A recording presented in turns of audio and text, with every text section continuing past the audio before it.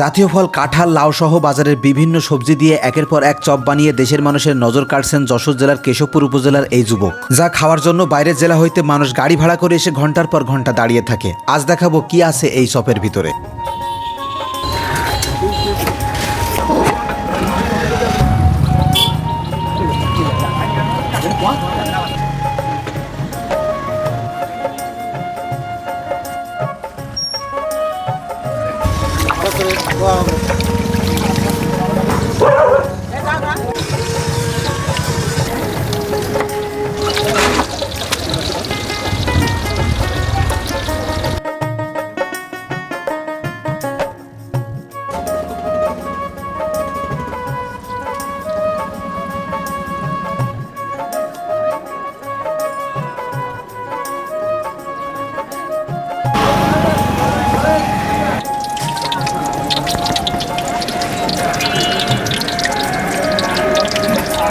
Aunty খাইতে কেমন লাগবে? তা তো বলবো না, তোমরা চাচা আগে খাবা খাই, তা তোমরাই বলবা যে কেমন লাগে। ও আগে বলবে না আন্টি, তাই তো? জি ঠিক আছে।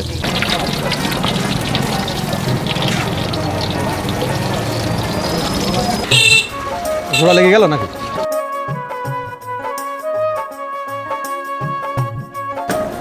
এই সেই কাকু তোমাদের লাউ তাই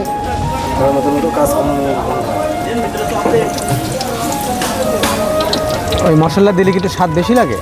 জি ভিতরে এখন যে প্রচন্ড গরম পড়ছে, এর ভিতরে কষ্ট হয় না আগুনের পাশে থাকতে? তা তো কষ্ট হয়, বা কষ্ট না করলে তো আর পেট চলবে না।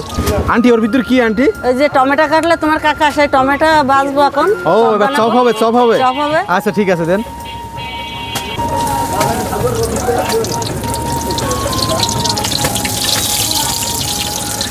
মজা লিখবেন তো আন্টি? জি শিওর? শিওর। কাকার কাটায় জাদু না আপনার হাতে জাদু বলেন দিন? এত স্বাদ কেন হয়? স্বাদ হয় বাপ মশলায়। মশলায়? মশলায় মশলা বানায় কিটা?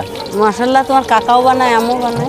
ভাইরাল লাউ চপ এই সর্বপ্রথম আমি তৈরি করেছি এবং গোটা বিশ্বের ভিতরে এই জিনিসটা ছড়াই গেছে। এই সেই আমার জাতীয় সেই কাঁঠালের চপ।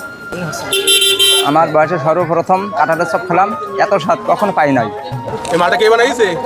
এই অঞ্চলের ভিতরে লাউ চপ সর্বপ্রথম কাকা বানাইছে।